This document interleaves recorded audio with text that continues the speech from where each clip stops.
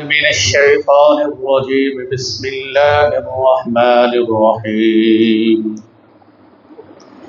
واعلموا أنما غنمتم من شيء فأن لله خمسه وللرسول ولذي القربى واليتامى والمساكين وابن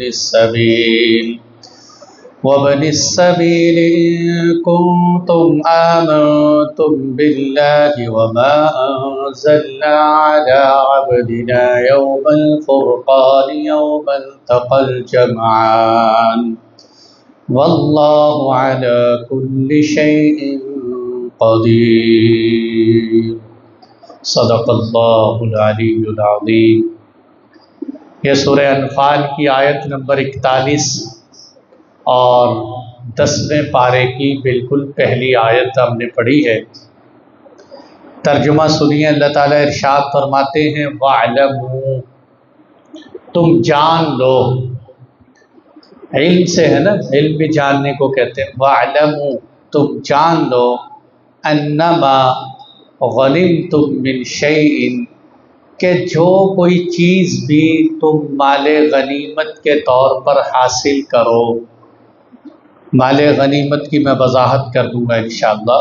تم جان لو کہ جو کوئی بھی تم مال غنیمت حاصل کرو، من شیء، چھوٹی سے چھوٹی چیز بھی حاصل کرو، فَأَنَّ لِلَّهِ خُمُسَهُ، تو اس کی تقسیم کا طریقہ کار قرآن بتا رہا ہے کہ اس کو 5 حصوں میں تقسیم کیا جائے گا، اور اس کا 5واں حصہ ہوگا اللہ کے لیے، وَلِلرَّسُولِ، اور اللہ کے رسول کے لیے، وَلِذِي الْقُرْبَى، اور اللہ کے نبی کے رشتہ داروں کے لیے، وَالْيَتَامَى، اور یتیموں کے لیے، وَالْمَسَاكِينِ، مسکینوں کے لیے، وَابْنِ السَّبِيلِ، مسافروں کے لیے۔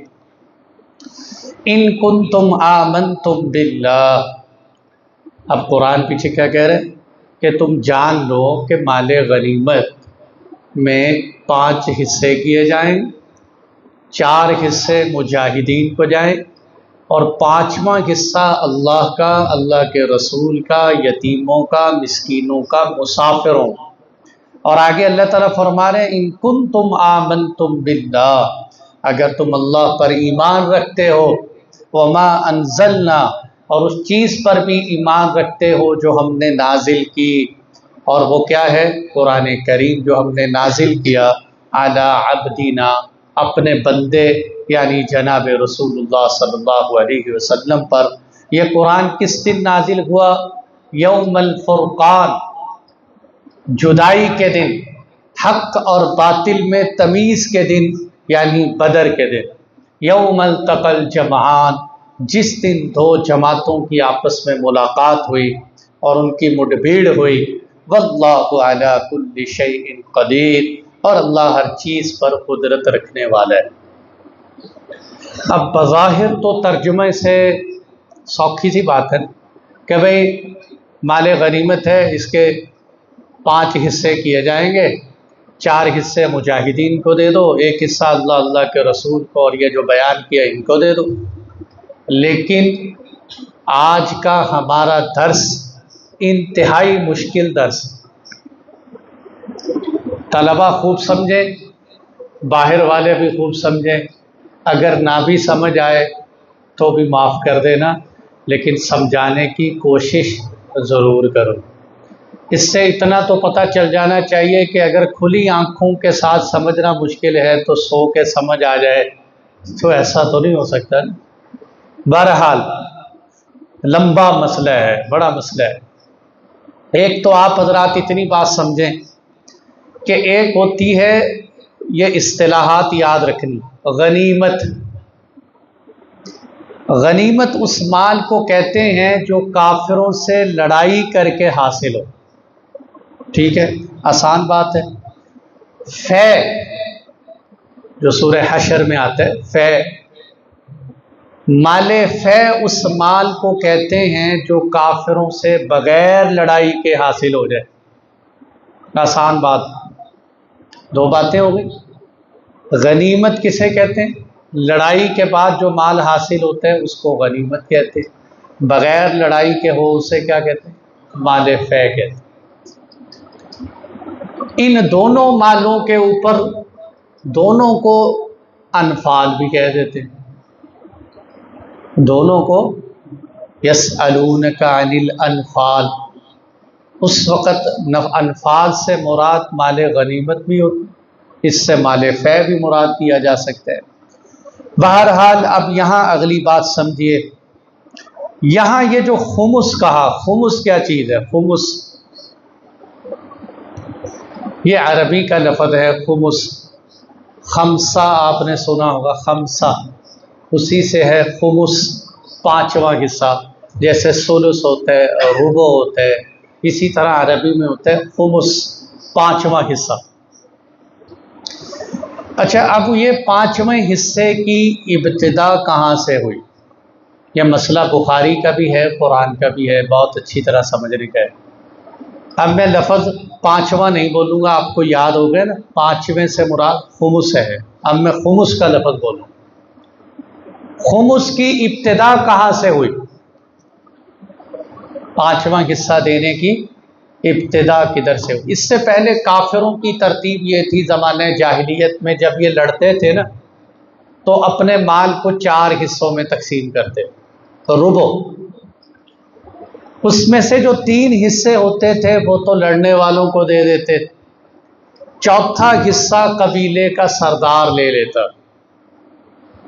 آسان ہوگی، کوئی مشکل تو نہیں، جس کو رباعہ کہتے تھے کہ چوتھا حصہ قبیلے کے سردار کا ہو۔ حضرت عبداللہ بن جہش ایک صحابی رسول ہیں، غزوہ بدر سے 2 ماہ پہلے ایک سریے میں جاتے ہیں۔ سریہ کہتے تھے اس قافلے کو، چھوٹی چھوٹی جماعتوں کو جن کو اللہ کے نبی بیچتے تھے، خود آپ اس میں تشریف نہیں لے جاتے۔ تو ویسے تو سب سے پہلا اسلام کا غزوہ بدر ہوا ہے، لیکن بدر سے پہلے سریے ہوئے، اور وہ سریہ عبداللہ بن جہش تھا جو اللہ کے نبی کے حکم پر بھیجا گیا، اس میں حضرت عبداللہ بن جہش گئے۔ اچھا، انہوں نے ابھی اللہ کا کوئی حکم نہیں آیا، اللہ تعالیٰ کا کوئی حکم نہیں، انہوں نے جاہلیت کی ترتیب کے بالکل خلاف مال غنیمت کو 5 حصوں میں تقسیم کر دی اپنے ذہن سے۔ اس سے آپ کو صحابہ کی عظمت محسوس ہونی چاہیے اگر سمجھ آ رہی۔ آپ یہ جو جمعے کی نماز ہم پڑھتے ہیں نا، جمعہ، آج جمعہ پڑھا ہے نا، یہ جمعہ سب سے پہلے مدینہ منورہ میں پڑھا گیا۔ آج بھی مدینے میں مسجد موجود ہے، مسجد جمعہ، سب سے پہلے مدینہ منورہ۔ اچھا، ابھی حضور مدینے میں نہیں گئے تھے، مدینہ منورہ میں جمعہ ہو گیا، ابھی حضور تو گئے نہیں، حضور نے حکم بھی نہیں دیے۔ ایک صحابی کے دل میں آیا کہ یار ہمیں ہفتے میں 1 دن اکٹھا ہونا چاہیے، انہوں نے سب کو اکٹھا کیا، 2 رکعت نماز بھی پڑھی، اور اللہ کے محبوب کو بتایا کہ حضور ہم نے ایسا ایسا کیا، اور اللہ نے بھی قرآن میں سورہ جمعہ اتار دی، اور اس صحابی کی رائے کے موافق اللہ نے جمعے کی نماز عطا کر۔ حضرت عمر رضی اللہ عنہ کہہ رہے ہیں اللہ کے نبی میرا دل کرتا ہے کہ مسلمان جب بیت اللہ کا طواف کرے نا تو طواف کرنے کے بعد ان کو مقام ابراہیم کے پاس 2 رکعت نفل پڑھنے چاہیے۔ ابھی کوئی حکم نہیں آیا، کیا ہمارے دلوں میں کبھی اس طرح کی کوئی باتیں آئیں؟ یہ ہے کہتے ہیں مزاج شریعت کے موافق بن جائے۔ میں یہ کہتا ہوں کہ طواف کے بعد 2 رکعت نماز ہو، اللہ نے بھی قرآن میں حکم اتارا وَاتَّخِذُوا مِن مَّقَامِ إِبْرَاهِيمَ مُصَلًّى۔ حضرت عمر رضی اللہ عنہ کہنے لگے کہ حضرت میرے دل میں آتا ہے کہ آپ کی بیویاں بے شک امت کی مائیں ہیں، امہات المومنین ہیں، پر ان کو بھی ہم سے پردہ کرنا چاہیے۔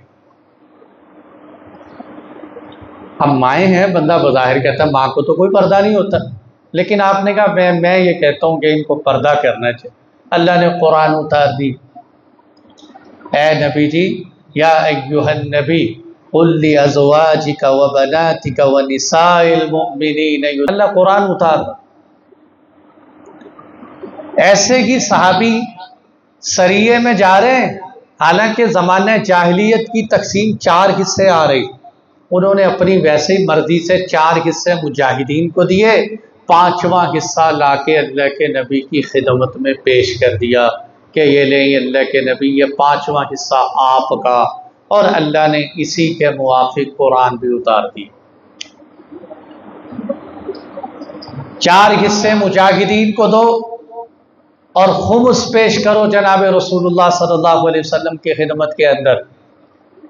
اسی لیے اب اس پہ تو اختلاف ہے، علماء کہتے ہیں کہ یہ سریہ عبداللہ بن جہش پہ ہوا، کسی نے کہا حنین پہ ہوئی ہے تقسیم، لیکن ابن حجر رحمۃ اللہ علیہ شارح بخاری کی رائے یہ ہے، اور یہی سب علماء کی متفقہ مضبوط اور جمہور کی رائے بنتی ہے کہ غزوہ بدر میں ہی خمس کی تقسیم کا فیصلہ اور فرضیت آئی کہ بھی 5 حصے بنائے جائیں۔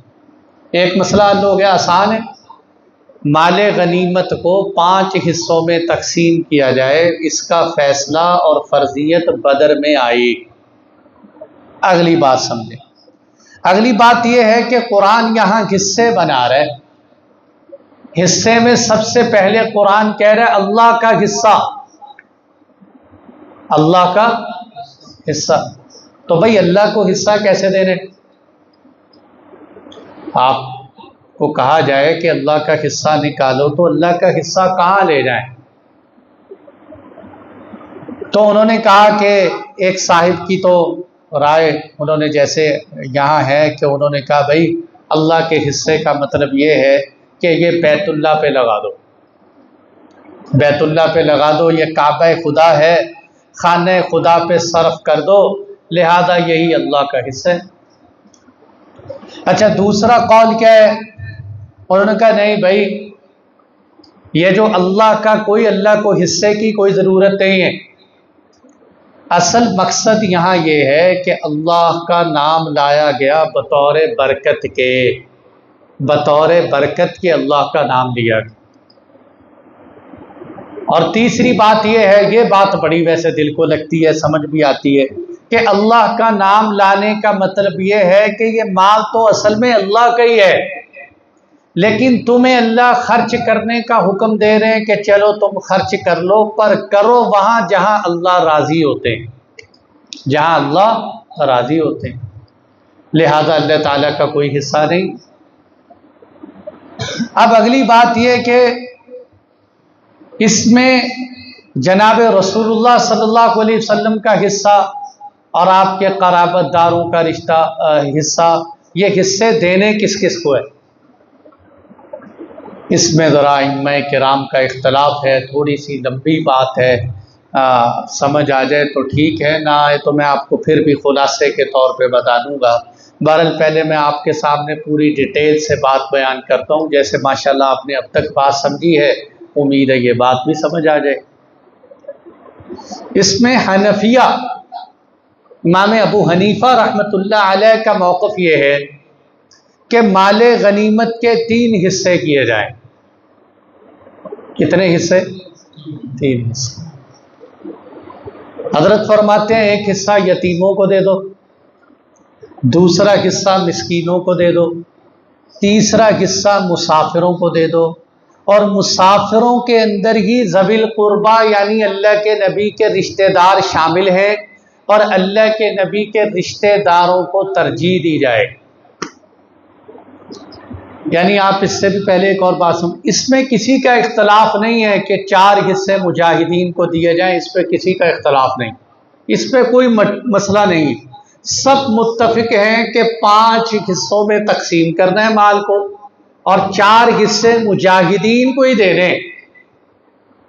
فرق اس میں ہے کہ یہ جو 5واں حصہ ہم نے الگ کرنا ہے، اس 5ویں حصے میں بھی قرآن نے آگے 5 لوگ بیان کیے، یہ 5واں حصہ ان 5 کو جائے گا، کس کس کو جائے گا اس کی تقسیم کرنے کا مسئلہ ہے 5ویں حصے۔ تو حنفیہ کیا کہتے ہیں؟ 5واں حصہ جو ہے یہ آپ یتیموں کو دیں گے، مسکینوں کو دیں گے، مسافروں کو دیں گے، اور مسافروں کے اندر ہی اللہ کے نبی کے غریب رشتہ داروں کو بھی دیں گے، مالدار رشتہ داروں کو نہیں۔ فقراء کو دیں، غریبوں کو دیں۔ یہ ہے امام ابو حنیفہ رحمۃ اللہ علیہ کا موقف۔ اچھا، شوافع اور حنابلہ یعنی امام شافعی اور امام احمد بن حنبل رحمۃ اللہ علیہ کا موقف قرآن کے بالکل ظاہری آیت کے موافق ہے کہ اللہ نے 5 حصے بنائے ہیں، لہذا 5 کو دے دیا جائے۔ اس میں اللہ کے نبی کے رشتہ داروں کی کوئی تخصیص نہیں ہے، بس یہ 5 کے 5 کو دے دیا جائے جو قرآن نے بتائیں، ذوی القربہ، یتامہ، مساکین، وابن السبیل، یہ جو ترتیب ہے اس کے موافق دے دیا جائے۔ مالکیہ یہ کہتے ہیں، وہ کہتے ہیں خمس ہو، جزیہ ہو، خراج ہو، ان سب کا اصل حق اور محل وہ بیت المال ہے۔ مسلمانوں کا اجتماعی خزانہ جو ہے نا، جس کو آج ماشاءاللہ ثواب سے لوٹا جا رہا ہے، ثواب سمجھ کے کھا رہے ہیں، بیت المال، وہ قومی خزانہ جسے آج کی زبان میں کہتے ہیں قومی خزانہ، اس میں مال جمع کر دیا جائے، اور جو اس میں اللہ کے محبوب تھے آپ اپنی ثواب دین پہ خرچ کرتے تھے، جو امام وقت ہو وہ جہاں جہاں چاہے، کہیں پل بنانے کی ضرورت ہے وہاں لگا دے، سڑکیں بنانے کی ضرورت ہے وہاں لگا دے، کہیں لوگوں کے خرچے کی ضرورت ہے وہاں لگا دے، جہاں جہاں مسلمانوں کی مصالح ہیں وہاں خرچ کر۔ یہ آپ حضرات کے سامنے میں نے ترتیب سے بات رکھ دی، یاد رہے گا انشاءاللہ۔ امام ابو حنیفہ رحمۃ اللہ، آپ کو سارا یاد نہیں نہ رہتا، آپ اتنا یاد کر لیں، چونکہ ہم حنفیت کو فالو کرتے ہیں کہ امام ابو حنیفہ رحمۃ اللہ علیہ کا موقف اس مسئلے میں یہ ہے کہ امام صاحب فرماتے ہیں کہ اس کو 3 حصوں میں تقسیم کیا جائے گا، یتیموں کو، مسکینوں کو اور مسافروں کو۔ مسافروں کے اندر اللہ کے نبی کے رشتہ دار بھی ہیں، لیکن رشتہ دار جو غریب ہیں، مالدار۔ اب آئیے اس بات کی طرف کہ اس کے اندر جو ہے آپ صلی اللہ علیہ وسلم جو حصہ لیتے، اللہ کے محبوب اپنی زندگی کے اندر تو قرآن نے 2 اختیار دے رکھے کہ آپ 5واں حصہ لے لیں، آپ صفی بھی لے سکتے ہیں، یعنی جیسے کسی مجاہد کو بطور انعام کوئی چیز دے دی جاتی تو اللہ کے نبی اس میں سے کوئی اسپیشل چیز بھی اپنے لیے لے سکتے، اور ساتھ ساتھ 5واں حصہ بھی اللہ کے محبوب خود لے لیتے تھے، رشتہ داروں پہ صرف کر دیتے تھے، کسی کو دے دیتے تھے۔ لیکن کیا اللہ کے نبی کے دنیا سے جانے کے بعد اب بھی آپ کا وہ حصہ نکالا جائے گا کہ نہیں نکالا جائے گا؟ ہے کہ نہیں؟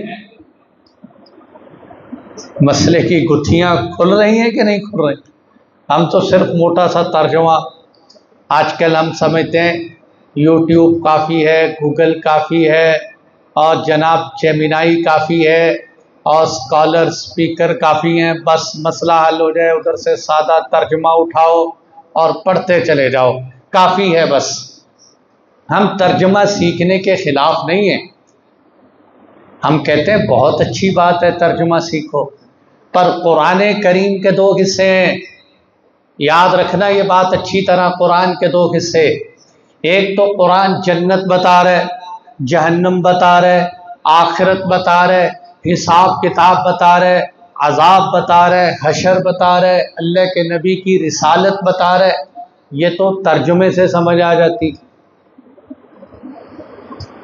لیکن قرآن کے احکامات ترجمے سے سمجھ میں نہیں آئے، قرآن کے احکامات ترجمے سے سمجھ میں نہیں آئے۔ اب آپ اس ترجمے سے احکامات نکال کے دکھاؤ، نکل آئے کہ آپ صلی اللہ علیہ وسلم کا جو 5واں حصہ آپ کی زندگی میں دیا جاتا تھا، کیا آپ کے دنیا سے جانے کے بعد بھی اللہ کے نبی کا وہ 5واں حصہ نکالا جائے گا کہ نہیں نکالا جائے؟ تو یہ ایک مسئلہ ہے، اس پہ حنابلہ اور شافعیہ کا موقف تو یہ ہے کہ یہ حصہ اب بھی نکالا جائے گا، لیکن یہ حصہ نکال کے امت کی ضروریات پہ صرف کیا جائے گا۔ ٹھیک ہو گیا؟ اچھا، مالکیہ کیا کہتے ہیں؟ وہ کہتے ہیں ہم نے تو آپ کو پہلے بھی کہا تھا کہ ہم نہیں تقسیم کے قائل، ہم کہتے ہیں اس کو خزانے میں جمع کرو۔ امام ابو حنیفہ رحمۃ اللہ علیہ فرماتے ہیں کہ اب اللہ کے محبوب دنیا سے تشریف لے جا چکے ہیں، اب آپ کا حصہ نکالنے کی کوئی ضرورت نہیں، آپ کی رسالت آپ کی رسالت کی وجہ سے آپ کو دیا جاتا تھا، اب آپ کے بعد کسی کے لیے حضور کی رسالت نہیں ہے، اللہ کے نبی خاتم النبیین ہیں، اب آپ کا حصہ نہیں نکالا جائے۔ یہاں تک بات ہو گئی۔ اچھا جی، اب اگلا مسئلہ ہے کہ جو حضور کے رشتہ دار ہیں، حضور کے رشتہ دار ہیں، ان کا حصہ کس طرح نکالا جائے گا، ان کے حصے کے بارے میں کیا کیا جائے گا؟ ان کے حصے کے بارے میں تو میں نے حنفیہ کا موقف تو آپ حضرات کو پہلے بھی بتا دیا تھا کہ اللہ کے نبی کے جو غریب رشتہ دار ہیں ان پہ تو صرف کیا جائے۔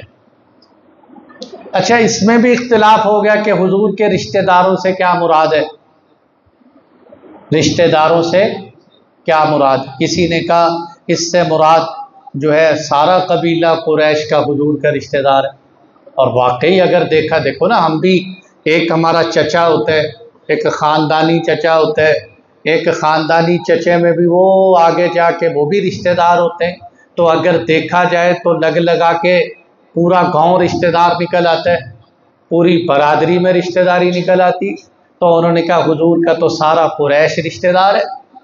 اچھا، دوسروں نے کیا کہا؟ انہوں نے کہا بھائی حضور کے جو قریبی رشتہ داروں میں بنو ہاشم اور بنو عبد مناف، یہ دونوں حضور کے رشتہ دار۔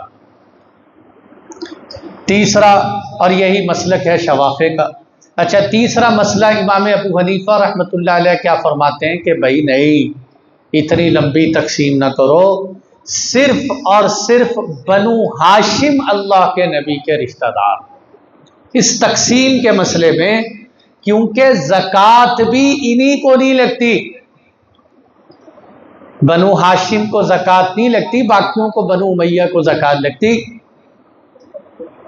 بنو جو ہے عبد مناف کو بھی زکوٰۃ لگتی۔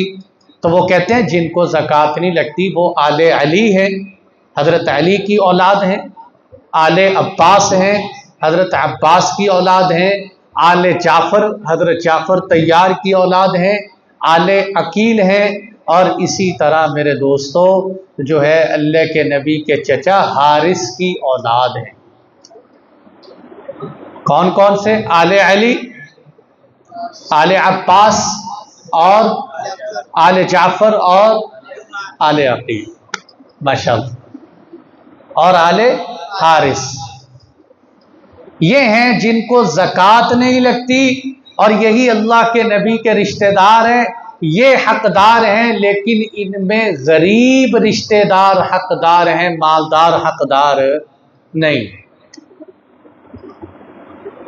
اب یہاں اشکال ہو جاتا ہے، اشکال یہ ہو جاتا ہے کہ حضور صلی اللہ علیہ وسلم نے حضرت عباس کو دیے، حضرت عباس تو اللہ کے نبی کے بڑے تگڑے چچا تھے، بڑے مالدار آدمی تھے حضرت عباس، ان کو کیوں دیا آپ صلی اللہ علیہ وسلم؟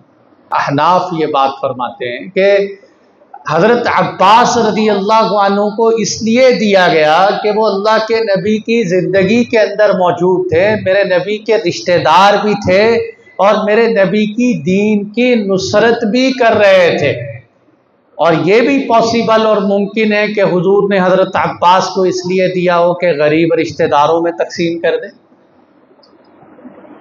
اور اسی مسئلے کو حنفیہ کی مضبوط دلیل یہ ہے کہ اللہ کے محبوب کے دنیا سے تشریف لے جانے کے بعد عملی طور پر اسی موقف پہ حضرت ابو بکر نے عمل کیے، اسی پہ حضرت عمر فاروق عمل پیرا رہے، اسی پہ حضرت عثمان غنی رہے، یہاں تک کہ حضرت علی بھی اسی پہ رہے۔ اللہ اکبر، حضرت علی تو کہاں سے ہیں بھائی؟ میرے نبی کے رشتہ دار ہیں نا، داماد مصطفیٰ ہیں، میرے محبوب کے چچا کے بیٹے ہیں، اللہ کے نبی کی کفالت میں رہنے والے۔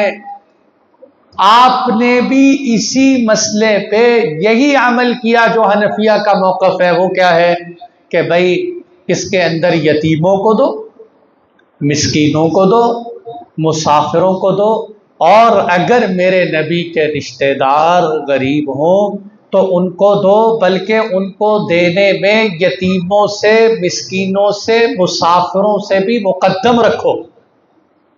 کیوں مقدم رکھو؟ کیونکہ یتیم تو زکوٰۃ بھی لے لیتے، مسکین بھی زکوٰۃ دے لیتے، مسافروں کو بھی زکوٰۃ لگ جاتی، پر اللہ کے محبوب نے فرمایا میری اولاد کو زکوٰۃ نہیں لگے گی، کیونکہ زکوٰۃ مال کی میل کچیل ہوتی ہے، اور میں آل رسول پہ زکوٰۃ کو حرام کرتا ہوں۔ سبحان اللہ۔ میرے نبی کی اس بات میں بڑی لاجک تھی، اگر اللہ کے نبی آل رسول پہ زکوٰۃ حرام نہ کرتے تو ہو سکتا ہے کہ کوئی 15ویں صدی کا کافر اٹھ کے یہ بات کہہ دیتا کہ مسلمانوں کے نبی نے مسلمانوں پہ زکوٰۃ اس لیے لگائی تھی کہ معاذ اللہ اللہ کے نبی اپنے گھر چلانا چاہتے، اس لیے حضور نے پہلے سے ہی دروازہ بند کر دیا اور فرمایا کہ نہیں، آل رسول کو زکوٰۃ نہیں، اس لیے آل رسول کو اس میں سے دینا چاہیے۔ لیکن ہمیں یہ مسئلے سارے جو ہم نے پڑھے ہیں یہ ہمیں تو اس لیے سمجھ میں نہیں آتے کہ کہاں جہاد اور کہاں ہم، کہاں جہاد اور کہاں ہم، کہاں مال غنیمت اور کہاں ہم۔ کم سے کم آپ کو اتنا تو اندازہ ہوا۔ اچھا ایک نکتے کی بات کہہ دوں آپ سے، اللہ کے محبوب نے فرمایا مالوں میں پاکیزہ ترین مال ہوتا ہے مال غنیمت کا، مالوں میں سے پاکیزہ ترین مال ہوتا ہے مال غنیمت کا۔ کیوں پاکیزہ ترین ہوتا ہے؟ جو ہم مال لیتے ہیں نا، وہ اس سے آیا، اس سے آیا، اس سے آیا، ادھر سے آیا، ادھر سے آیا، کسی کے چوری سے آیا، کسی کے ڈاکے سے آیا، کسی کے رشوت سے آیا، کوئی بینکوں سے ہو کے آ رہا ہے، کوئی سود کے راستوں سے ہو کے آ رہا ہے، بدل بدل کے آ رہا ہے۔ یہ جو مال غنیمت ہوتا ہے نا، یہ کافروں سے لڑائی ہوئی، پہلے اللہ نے ان کو دے رکھا، جب یہ اللہ کے نافرمان ہوئے، ان کا نہ رہا، تو یہ مال نکل کے اللہ کی ملکیت میں چلا جاتا ہے اور اللہ سے براہ راست مجاہدین کی ملکیت میں آتا ہے۔ اس لیے صاف ستھرا مال ہوتا ہے۔ اور ہمارے پاکستان کے ایک بہت بڑے لیڈر نے، آج میرا خیال سارا پاکستان فین ہے حضرت کا، نام نہیں لیتا، دنیا ناراض ہو جاتی ہے، اس بیچارے کو مال غنیمت کا بھی نہیں پتہ تھا۔ ایک دفعہ بڑے جلسے میں کہہ دیا کہ صحابہ کرام نے بدر میں جب مال لوٹا، احد میں جب صحابہ مال لوٹنے کے لیے چلے گئے، معاذ اللہ ثم معاذ اللہ، تو بہرحال آپ سے یہ کہتا ہوں کہ آپ یہاں درس میں بیٹھیں، کم سے کم آپ کو اتنا تو پتہ چلا کہ یہ کوئی لوٹنے کے مال نہیں ہوتا لوٹا ہوا، یہ مال پاکیزہ ترین مال ہوتا ہے مال غنیمت، اس میں گنجائش بھی نہیں۔ گنجائش نہیں کا کیا مطلب ہے؟ آپ صلی اللہ علیہ وسلم نے فرمایا کہ اے لوگو، تم میں سے اگر کسی نے مال غنیمت کا ایک دھاگا بھی چوری کر لیا، ایک دھاگا، میں تمہیں ابھی بتا رہا ہوں، ایک دھاگا بھی اٹھا لیا، قیامت کے دن تم آؤ گے اس دھاگے کو لے کر اور مجھے پکارو گے یا رسول اللہ یا حبیب اللہ، تو میں اس دن تمہارے کام نہیں آؤں۔ گنجائش نہیں ہے۔ ایک صاحب لڑ رہے، لڑتے لڑتے لڑتے بڑی بہادری سے، صحابہ کہہ رہے ہیں یہ تو جنتی، آپ نے فرمایا یہ جہنمی، لڑتے لڑتے مرے۔ صحابہ نے پوچھا کہ حضور آپ نے اس کو جہنمی کہا، یہ تو لڑ رہے، آپ کے ساتھ لڑ رہے، آپ نے فرمایا اس نے مال غنیمت میں سے ایک چادر چھپا رکھی، مال غنیمت میں سے ایک چادر چھپا رکھی تھی، آپ نے فرمایا جہنم میں جائے۔ اللہ کی حفاظت فرمائے ان لوگوں کا کیا بنے گا جو مسلمانوں کے بیت المال میں سے کھاتے رہتے ہیں، کھاتے رہتے ہیں، کھاتے رہتے ہیں، ڈکار بھی نہیں مارتے، ان کو یاد ہی نہیں آتا کہ ہم نے مرنا بھی۔ بڑی خطرناک بات ہے، اس لیے اجتماعی مال کا خیال رکھا کرو۔ یہ جو پنکھے ہیں، لائٹیں، بجلی، علماء نے لکھا ہے کہ دیکھو حضور صلی اللہ علیہ وسلم کی اس حدیث سے بھی یہ بات پتہ چلتی ہے، آپ نے ایک صحابی سے فرمایا اسراف سے بچو، انہوں نے کہا حضور اسراف، اگر پانی وضو کرتے ہوئے، آپ نے فرمایا وضو میں بھی اسراف سے بچو۔ انہوں نے کہا حضور اگر کوئی نہر پہ بیٹھ کے وضو کر رہا ہو، صحابی نے مسئلہ حل کیا ہے، کیا مطلب ہے اس کا؟ کہ نہر پہ تو وضو کرتے ہوئے پانی اگر زیادہ بھی استعمال کر لو کون سا نہر کم ہو جائے گی؟ چلو گھر کی ٹوٹی میں، نلکے میں، پمپ میں ٹینکی کم ہو گئی، تو نہر میں تو پانی کم نہیں ہوگا نا، چلتا پانی ہے۔ حضور وہاں آپ نے فرمایا وہاں بھی اسراف سے بچو، اس کا بھی گناہ ہوگا اگر پانی۔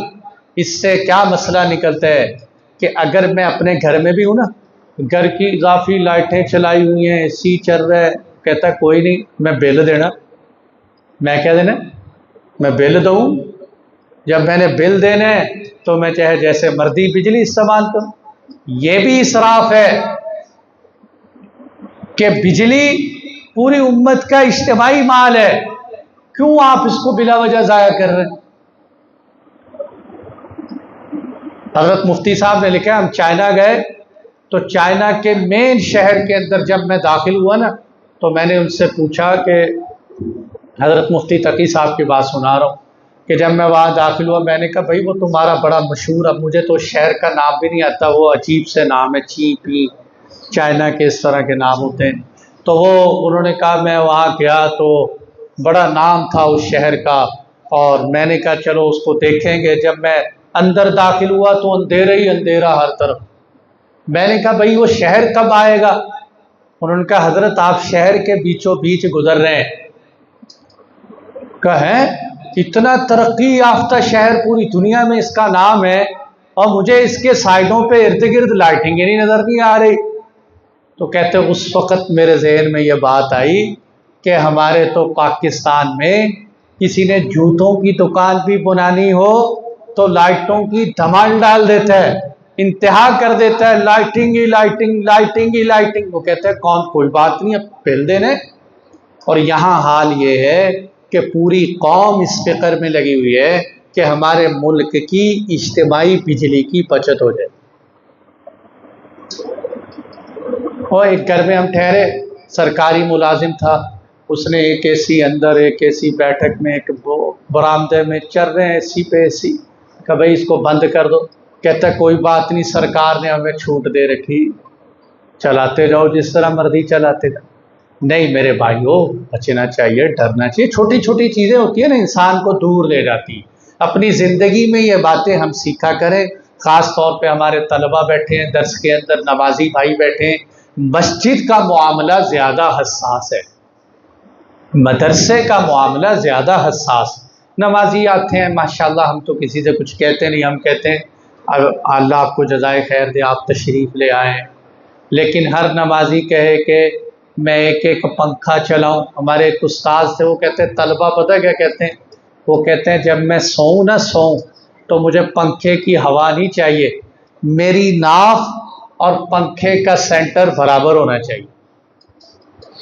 میری ناف اور پنکھے کا سینٹر برابر ہو، مجھے تب ہوا آئے گی، ادھر ادھر مجھے ہوا نہیں آئے۔ تو بھائی اس میں اجتماعی مال ہے، اس میں بچنا چاہیے جتنا ہو سکے۔ اللہ تعالی ہم سب کو عمل کی توفیق عطا فرمائے۔ الحمدللہ۔